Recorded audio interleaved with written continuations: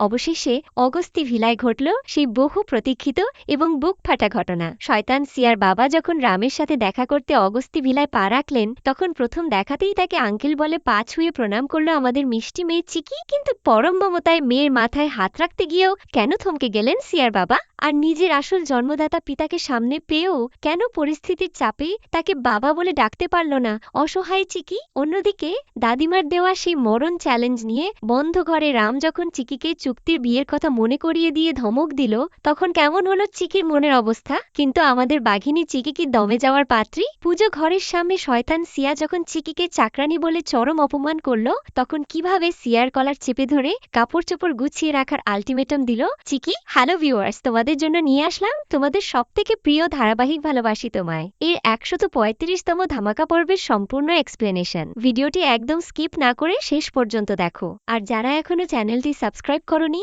তারা এখনই সাবস্ক্রাইব করে বেল আইকনটি অন করে দাও। বন্ধুরা, পর্বের শুরুতেই আমরা দেখতে পাই অগস্তি ভিলার বসার ঘর, যেখানে হঠাৎ করেই প্রবেশ করেন শয়তান সিয়ার বাবা। কিন্তু ড্রয়িং রুমে ঢুকতেই প্রথমে তার মুখোমুখি হয় আমাদের মিষ্টি ও দয়ালু মেয়ে চিকি। চিকি তাকে দেখামাত্রই অত্যন্ত ভদ্রতার সাথে ভালো মন্দ জিজ্ঞেস করতে থাকে। সিয়ার বাবা তখন একটু দীর্ঘশ্বাস ফেলে বলেন, হ্যাঁ মা, আমি ভালো আছি। আসলে আমি আমার মেয়ে সিয়াকে দেখতে এসেছি। আমার সিয়া কতই না আশা করেছিল যে ও এই বাড়ির বড় বউ হবে, কিন্তু দেখো মা, ভাগ্যের কি নির্মম পরিহাস। আজ ভাগ্যের লিখনে রামের বউ হলে তুমি, অথচ আমার সিয়া এত চেষ্টা করেও এই ঘরের বউ হতে পারল না। চিকি তখন অত্যন্ত বিনীতভাবে বলে, দেখেন আঙ্কেল, আমি তো আগে থেকে এসবের কিছুই জানতাম না। যদি জানতাম তবে আমি কোনোদিন রামের সাথে বিয়ে বসতাম না। চিকির এই সরলতা দেখে সিয়ার বাবা বলেন, না না মা, এখানে তোমার বিন্দুমাত্র কোনো দোষ নেই, যত দোষ সব রামের। চিকি তখন আবেগ ধরে রাখতে না পেরে বলে, আরে আঙ্কেল, আপনি আমাকে আশীর্বাদ করেন যেন আমরা সারা জীবন সুখে শান্তিতে থাকতে পারি। এই বলেই চিকি পরম ভক্তিতে সিয়ার বাবার পা ছুঁয়ে প্রণাম করতে নিচু হয়। আসলে এই সিয়ার বাবাই হলেন আমাদের নিরপরাধ মেয়ে চিকির আসল জন্মদাতা পিতা। চিকি যখন তার বাবার পা ছুঁয়ে প্রণাম করছিল, তখন সিয়ার বাবার মনে পড়ে যায় পুরনো ছোট্ট সময়ের কত আনন্দ আর মধুর স্মৃতি। তিনি মনে মনে বলতে থাকেন, জানি না মা তুমি কে, কিন্তু তোমাকে দেখে আমার কেন যেন সেই ছোট্ট সিয়ার কথা মনে পড়ে যায়। ওদিকে চিকিও মনে মনে বলতে থাকে, বাবা, আমি আপনার নিজের সন্তান হয়েও আজ পরিচয় দিতে পারছি না। এই ভেবে চিকি কান্না করতে করতে চোখের জল তার বাবার পায়ের ওপর ফেলতে থাকে। সিয়ার বাবা যখন চিকির মাথায় হাত রাখবেন, ঠিক তখনই ওপর থেকে নিচে নেমে আসে শয়তান সিয়া। সে এসেই এক ঝটকায় চিকিকে দূরে সরিয়ে দিয়ে নিজেই তার বাবাকে শক্ত করে জড়িয়ে ধরে। সিয়ার বাবা বলেন, মা, তুমি কেমন আছো সিয়া? সিয়া বলে, আমি ভালো আছি বাবা। সিয়া তখন চিকির দিকে অত্যন্ত কুৎসিত চোখে তাকিয়ে মনে মনে বলতে থাকে, এই চিকি আমার পরিবারকে আমার থেকে দূরে সরিয়ে দিচ্ছে। এখন কি আমার বাবাকেও নিজের করে নিবে? তা কিছুতেই হতে দেব না। সিয়া চিকিকে শুনিয়ে বলে, একটা কথা মনে রাখিস চিকি, তুই ছলচাতুরি করে রামকে হাত করেছিস ঠিকই, কিন্তু আমার বাবাকে তুই কোনোদিন ভুল বোঝাতে পারবি না। তুই আগে যেমন অনাথ ছিলি, আজও ঠিক তেমনি অনাথ থাক। প্লিজ চিকি, এখান থেকে যা।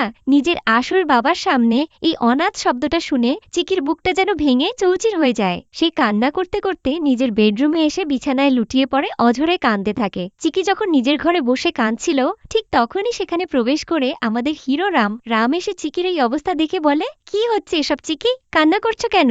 রামের গলার আওয়াজ পেয়ে চিকি চটপট কান্না বন্ধ করে নর্মাল হয়ে যায়। রাম তখন কড়া গলায় বলে, কি হয়েছে চিকি বলো?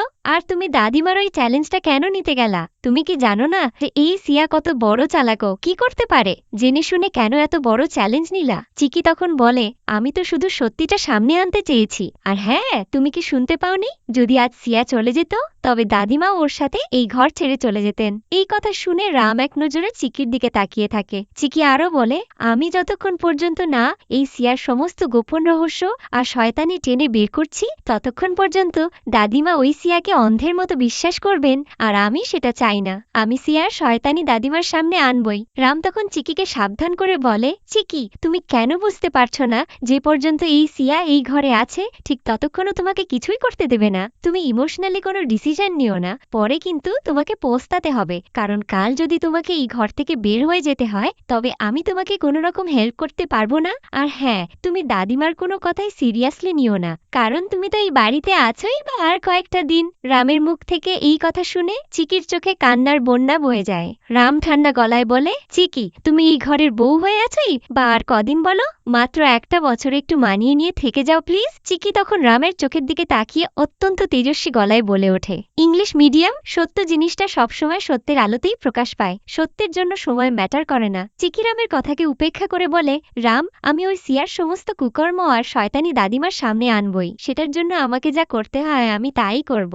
রাম তখন বলে, জেলের ওই শ্যাম কি সব সত্যি বলবে? চিকি বলে, হ্যাঁ, সত্যি বলতেই হবে, তুমি শুধু আমার ওপর বিশ্বাস রাখো, এত সহজে আমি তোমাকে নিরাশ হতে দেব না, আর দাদিমার সামনে তোমাকে হারতে দেব না। রাম। দৃশ্যপট বদলে এবার আমরা দেখতে পাই অগস্তি ভিলার পবিত্র পুজো ঘর, যেখানে মহা অষ্টমীর পুজোর সমস্ত খাবার পরম ভক্তিতে সাজিয়ে রাখছে চিকি। ঠিক তখনই সেখানে হাজির হয় শয়তান সিয়া। সিয়া তাচ্ছিল্যের সুরে বলে, বাহ চিকি বা, তুমি দেখছি খুব কাজ করছো, কিন্তু তোকে দেখলে আমার খুব দুঃখ হয় রে। চিকি, তুই একটা কাজ করতে পারলি না?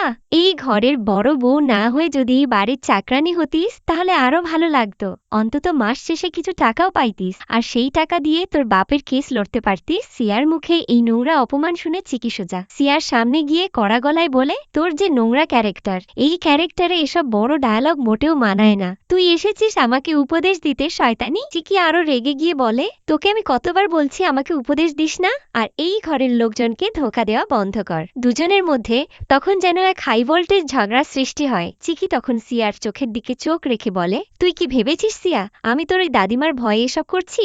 একদম না। তুই শুন, তুই যে প্রতিদিন ড্রামা করে যাচ্ছিস আর দাদিমাকে ইমোশনাল করতেছিস, সেটার ফল একদিন পাবি, কারণ তোর সমস্ত শয়তানির প্রমাণ আমি বের করে ফেলছি। তুই আর বেশি দিন এই বাড়িতে থাকতে পারবি না, আর হ্যাঁ, আমার সাথে স্বয়ংভূমির সাহায্য আছে, বুঝতে পারলি? সিয়া তখন দাঁত কিটমিট করে বলে, আচ্ছা, তুই আর তোর মমি কি করতে পারিস সেটাও আমি দেখে নিব।